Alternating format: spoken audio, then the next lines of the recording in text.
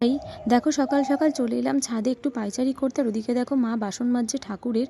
আমাকে তো ডাক্তার বলেছে পায়চারি করার জন্য, সেই জন্য আমি সকাল সকাল ছাদে চলে এসেছি পায়চারি করতে। একটু ভালো করে হেঁটে নিলাম সকাল সকাল। আর এদিকে দেখো মা ভালো করে বাসনগুলো ঠাকুরের মেজে নিচ্ছে, কারণ আমাদের তেঁতুল দিয়ে ঘটি ফটিগুলো মাজে যাতে চকচক করে। আর তারপর দেখো আমি হাঁটতে হাঁটতে দেখলাম যে আমার গাছে কত ফুল ফুটেছে আজকে। তো ছাদে এসে ফুলগুলো দেখছিলাম আর একটু হাঁটছিলাম। এইরকম সুন্দর পরিবেশ তো ভীষণ ভাল লাগে।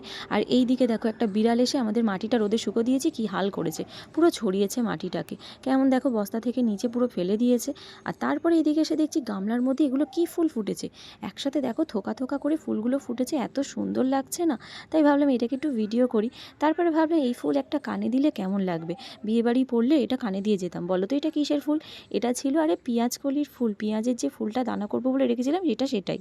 তারপর দেখো হাঁটতে হাঁটতে আমি একটু হাঁপিয়ে গেলাম, একটু বসে পড়লাম এদিকে, কারণ অনেকক্ষণ হেঁটেছি, একটু কষ্ট হচ্ছিল।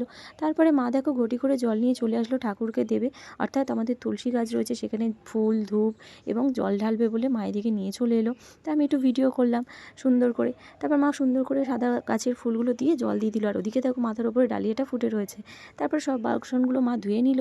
ধুয়ে নেওয়ার পরে মাকে বললাম, মা তুমি ফুলগুলো তুলে নাও, কারণ গাছে তো আমাদের অনেক ফুল ফুটেছে।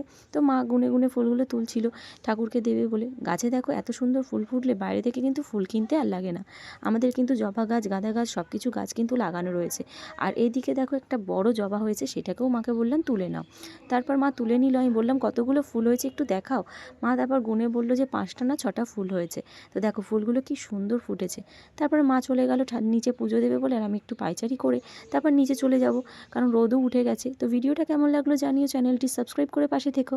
টাটা।